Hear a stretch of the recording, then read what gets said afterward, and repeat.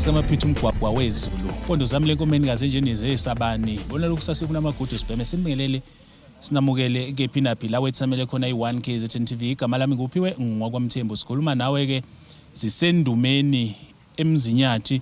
Udaba ke olukhulunywa kakhulu udaba oluthinta amanzi njengoba kunesummit la okuyiyona ke ethinta udaba lwamanzi olufana neva elisenyameni cishe emphakathini eminingi eyakhele isifundazwe saKwaZulu Natal njengoba sikhuluma nawe ke la kunongqongqoshe ke wakwaKhokta okumnyango wezokubusa ngokubambisana nendaba zomdabu oholwa ke umhlonishwa uVelenkosini Hlabisa. Into ke eseqhulwini ukuthi imapi amaqhinga angahlanganiswa njengoba ke omasipala abakhele ke isifunda umzinyathi ngxenye bonke yale summit ekuthenini kuzweke nexazululo.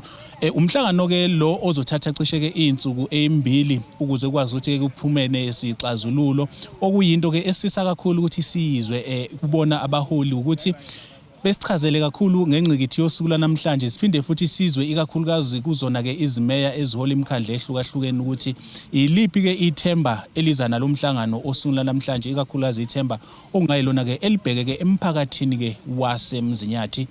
Asibathole uma ngabe sithi ke abakhulume.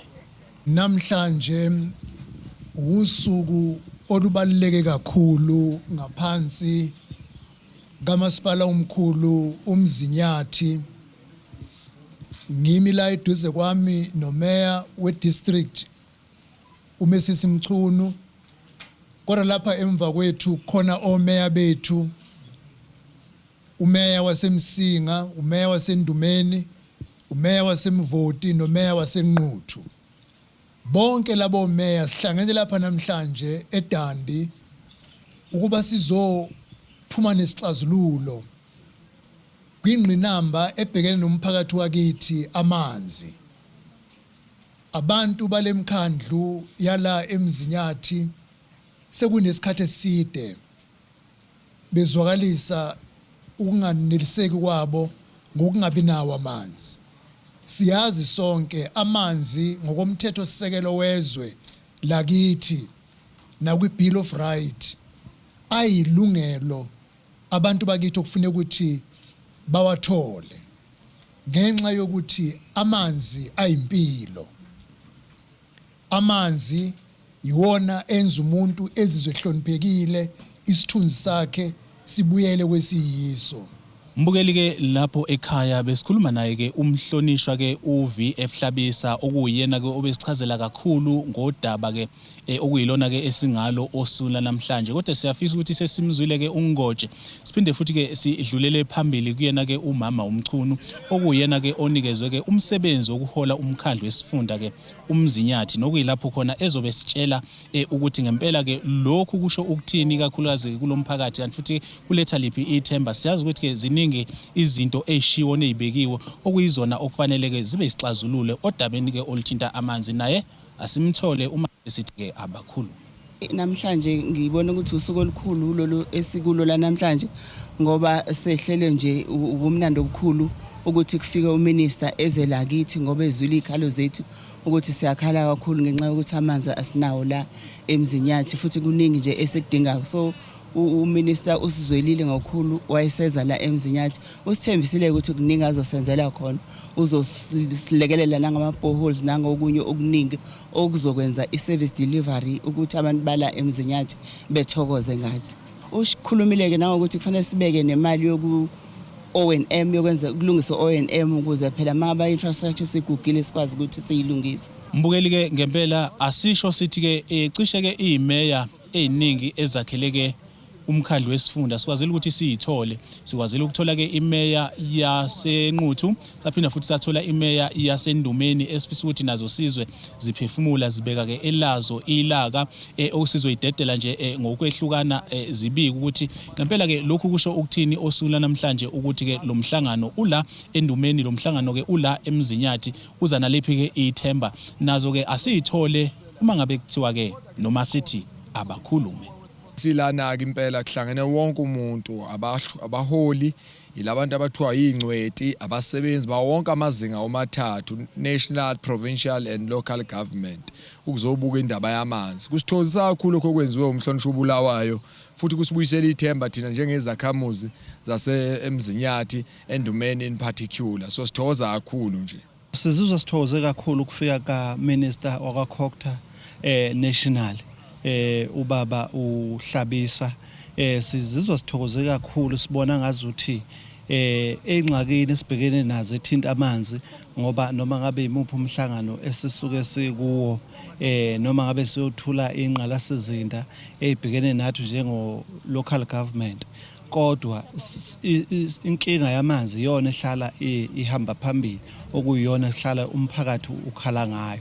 Asisho ukuthi uMzinyathi awukho okwenzayo, kukhona okwenzayo, kodwa idemand yamanzi inkulu kakhulu, mhlambe kunenkece abayitholayo. So sithi sithokoza kakhulu ukufika ka Minister, sinethemba elikhulu ukuthi njoba sihlanganisa imbono kule summit sizophuma nalo iqhingasu ukuthi kuphi sizokwazi ukwenza okuzosilekelela ukuthi sithi sisalungisa indaba yenqalasizinda ezothatha isikhathi, kodwa kube khona amaqhinga esiwenzayo ukuthi silekelele umphakathi esikhathini esifishane ukuthi ukwazi ukuthi ucosha amanzi, ngoba siyazi ukuthi amanzi ayimpilo, amanzi abalekile emphakathini, futhi siyabona ukuthi umphakathi wakethu usokola kanjani udabeni lamanzi, sikhathazekile nathi. Ingakho sikuthokozele kakhulu, sifuna futhi ukuthi bambe iqhaza elikhulu ukuze ixazululeke inkinga ethinta amanzi emphakathini.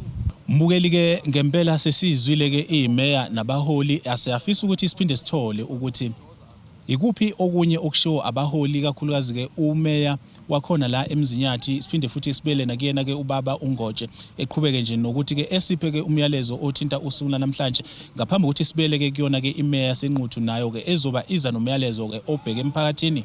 Mangabe sithi ke abakhulumi iwadi newadi siyibekele u800,000 per ward, ngakho ke u60 something thousand esiubekile senzele ukuthi iwadi newadi ikwazi ukuthola ama boreholes.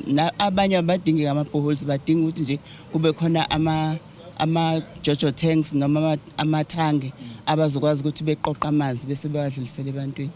Livele sesalumisa uhlelo lokuhirisha ama water tank olukhona nje, lama water tank 8 esawathengayo esizama ngawo ukuthi abantu bethole amanzi, ngoba phela kubalulekile ukuthi bewathole. Kukhona nezifo, kukhona nokunye okudinga okuyispecial okusukudinga amanzi, bese sisebenzisa wona ke lawa awethu esinawo.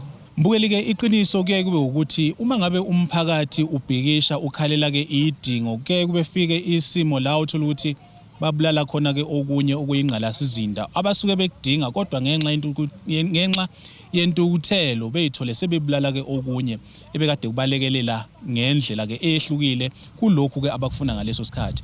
Ingakho njengamanje sifisa ukuthi isizwe ke umeya wasenquthu ubaba uMshengu ozosho nje ukuthi ngemuva kwalomhlangano wosuku namhlanje, ngemuva kwale summit, iliphi ithemba angaliletha ke emphakathini noma angalinikeza ke umphakathi waseMzinyathi ngalo ke udaba oluthinta ke ingqalasizinda yamanzi, ngodaba oluthinta ukuhlinzekwa ngamanzi. Uma ngabe ke ngempela sibuya kuyena sobe sesiliguqisa ke uhlelo, kodwa simthola uma ngabe sithi ke abakhulume.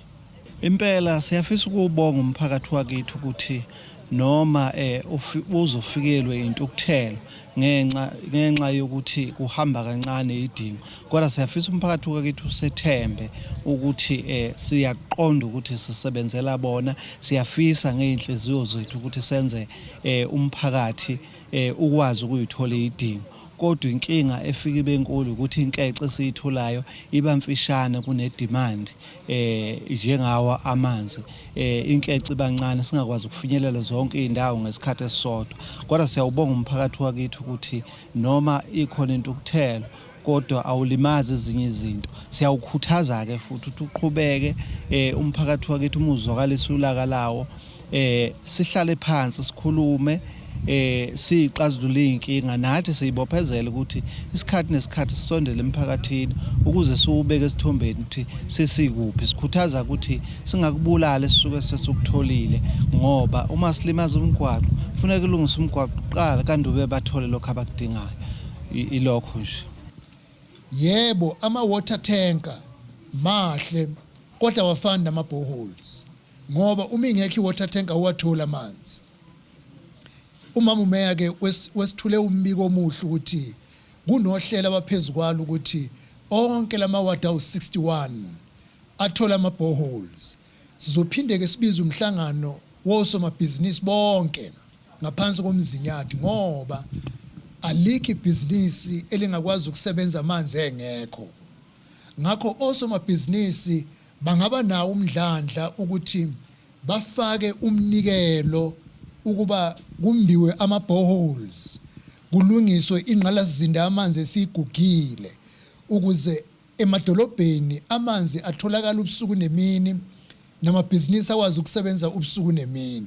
So phinde sibe nomhlangano nezinhlangano zesihle ama-NGOs ngoba zikhona inhlangano zesihle ezikholelwa ekuvikeleni isithunzi somuntu ezikwazi ukuthi zimbe ama-boreholes anganikeza abantu bakithi amanzi. Lo mhlangano ke sibuka ukuthi ke mawuphela kusasa kumele uphume neziphakamiso esizoyithatha njengohulumeni omkhulu nohulumeni wesifundazwe kanye nomasipala futhi babone ukuthi senza kanjani ukuthi esikhathini esifishane sikwazi ukuqhamuka nendlela yokungenelela kwinkinga yamanzi wasengishilo ngama-boreholes. Bese ke lo mbiko ngizowuthatha nguyise kumnyango wakwa-Water and Sanitation kuhulumeni omkhulu ukuze babone ukuthi bawusiza kanjani umasipala wasemzinyathi ngosizo lwemali ukuba kunama-project amakhulu angaphelile kuze kube manje.